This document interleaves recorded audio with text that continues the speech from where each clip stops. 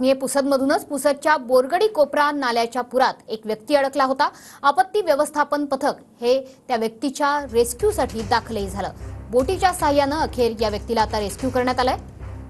नाल्याच्या पुरात अडकलेल्या या व्यक्तीला वाचवण्यात यश आलेलं आहे। बराच वेळपासून सध्या बोरगडी कोपरा नाल्याच्या पुरात हा व्यक्ती अडकला होता। सध्याची ही लाईव्ह दृश्य आपण बघतो आहोत।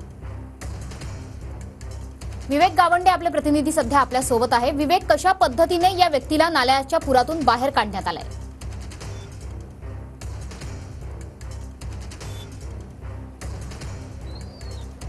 पुसद तालुक्यामध्ये मुसळधार पाऊस झाला आणि त्यानंतर पुसद लगतच्या सगळ्याच नाल्यांना जे आहे ते मोठ्या प्रमाणात पूर आला। या ठिकाणी शेतात काम करण्यासाठी गेलेला एक शेतकरी जो आहे तो या ठिकाणी पुसद शहरापासून जवळच असलेल्या बोरगडी कोपरा नाला या भागामध्ये अडकला होता।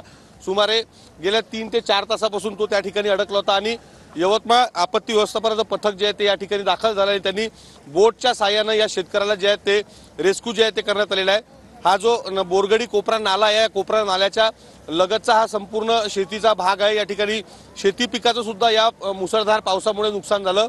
पुराचं पाणी हे संपूर्ण शेतात गेलं होतं आणि ते शेतकऱ्याला बाहेर येण्यासाठी अडचण होत होती।